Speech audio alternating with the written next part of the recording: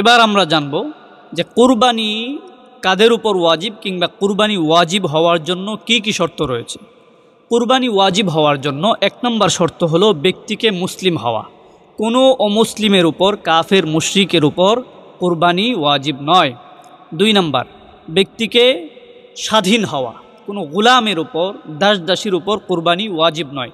3 নম্বর, ব্যক্তিকে আকেল তথা সুস্থ মস্তিষ্ক সম্পন্ন হওয়া। কোনো পাগলের উপর কুরবানি ওয়াজিব নয়। 4 নম্বর, ব্যক্তিকে বালেগ হওয়া। নাবালেগের উপর কুরবানি ওয়াজিব নয়। 5 নম্বর, ব্যক্তিকে মুকিম হওয়া অর্থাৎ মুসাফির না হওয়া। মুসাফিরের উপর কুরবানি ওয়াজিব নয়।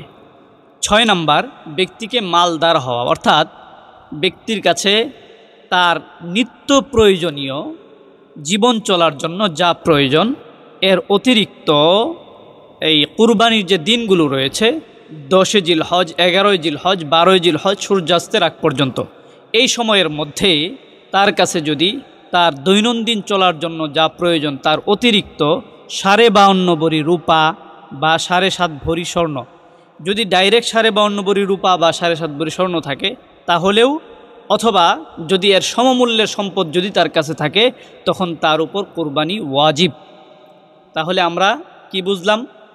যে কোনো মুসলমান সে যদি স্বাধীন হয়, সে যদি সুস্থ মস্তিষ্ক সম্পন্ন হয়, সে যদি বালেগ হয়, সে যদি মুকিম হয়, তাহলে কুরবানির দিনগুলোতে তার নিত্য প্রয়োজনের অতিরিক্ত 52.5 ভরি রূপা বা তার সমমূল্য, অথবা 7.5 ভরি স্বর্ণ বা তার সমমূল্য, অথবা দুইটা মিলে যে কোনো একটা সমমূল্য, এই পরিমাণে যদি তার কাছে যদি সম্পদ থাকে তখন তার উপর কুরবানি ওয়াজিব। আশা করি কাদের উপর কুরবানি ওয়াজিব এই বিষয়টা আমরা ক্লিয়ার হয়ে গেলাম। 2 নম্বর কথা, যে কুরবানি কোনো দরিদ্র ব্যক্তি যদি হয়, যার উপর কুরবানি ওয়াজিব নয়, যার উপর কুরবানি ওয়াজিব নয় সেই দরিদ্র, তো কোনো দরিদ্র ব্যক্তি যদি কুরবানির দিনগুলোতে কুরবানির পশু ক্রয় করে, কুরবানির নিয়ত করে, তাহলে তার উপরেও কুরবানি ওয়াজিব হয়ে যায়। কারণ ওই ক্রয়কৃত পশু এটা কুরবানি করা, এটা তার জন্য মান্যতের অন্তর্ভুক্ত হয়ে যায়, তাহলে এটাও তার জন্য জরুরি। এরপরে পরিবার, একটা পরিবারে একাধিক ব্যক্তি রয়েছে, বাবা, তার ছেলে রয়েছে, তার স্ত্রী রয়েছে, তারা প্রত্যেকেই যদি আলাদা আলাদা নেশাবের মালিক হয় তাহলে প্রত্যেকের উপর, যদি তারা বালেগ হয় আর কি, সন্তানাদি, প্রত্যেকের উপরে আলাদা আলাদা যদি নেশাবের পরিমাণে সম্পদ যদি থাকে তাহলে প্রত্যেকের উপরই আলাদা আলাদা কুরবানি ওয়াজিব।